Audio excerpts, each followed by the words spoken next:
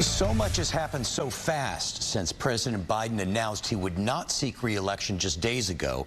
In that time, Vice President Kamala Harris has catapulted to the front as the presumptive Democratic nominee. Here to talk about this is Travis County GOP Chairman Matt Mackowiak and Democratic analyst Ed Espinoza. Ed, the Vice President has already raised hundreds of millions of dollars in just a few days. How has the trajectory of the race changed since Biden decided to bow out? The trajectory of the race has changed completely, and I can't remember a time where presidential politics has changed this dramatically in such a short amount of time.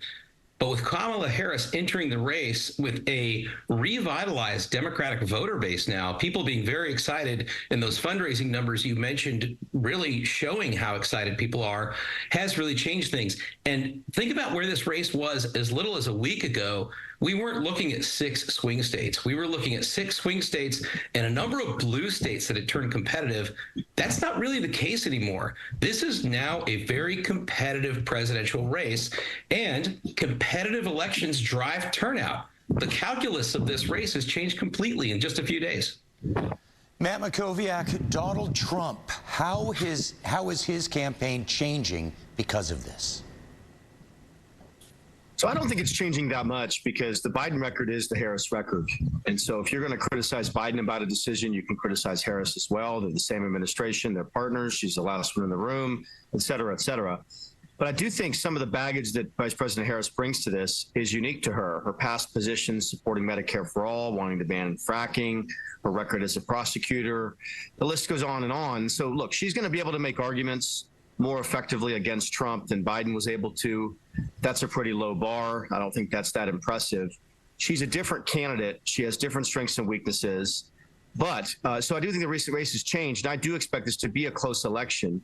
But look, no one's ever tried what the Democrats are trying here, which is basically to install a nominee that no one's ever voted for to be the nominee 100 days before an election. It's never been tried before. It's unprecedented, and I'd be shocked if it ends up working in the end. Ed Espinoza, can Kamala Harris generate the kind of excitement that, say, a Barack Obama was able to do? Well, now, comparing to Barack Obama's a high bar. 2008 was a much different landscape. But in 2024, I think you have seen such a dramatic shift in the political landscape in the last few days. Again, her raising nearly $100 million, probably well over $100 million at this point, from about 100,000. God, I can't remember the number of donors that was. Might be close to 1 million donors that have come in, many of who are new donors. I think really shows the excitement for this candidacy, and not just for Kamala, but the idea that there is somebody new and different on the ticket, and that is younger and is a woman. I think that those things matter. Also, the polling that has come out in the last few days, 3 national polls have shown that Harris is up by 1 to 2 points in those 3 different polls. Now, national polls are not how this will be decided. This will be decided on a state-by-state basis.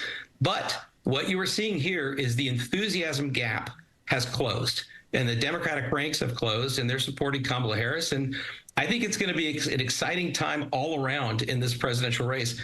Again, not what we were seeing as recently as a week ago. Matt Mackowiak, how is the Trump campaign going to attack Kamala Harris? Well, I think first, one of the big questions she's going to have to answer is, when did she first learn that President Biden was really not in the mental place he needed to be to run again? Because a week after the debate, she was on television, on the morning shows nationally, defending his ability, his capacity, his intelligence, his effort, his stamina. So that was what, 3 or 4 weeks ago. So I think that's the first question, and she's going to have to answer those questions. But second, I really think this election, whether it's Biden or Harris as the nominee, comes down to, was your life better when Trump was president, or was your life better when Biden was president? That is the apples to apples comparison that's going to decide who wins this election. I think you're going to see that comparison be the focus of the Trump campaign's message going forward. All righty, we are out of time, and as they say, it's a whole new ball game. Ed and Matt, thank you both very much. Thanks. Thank you.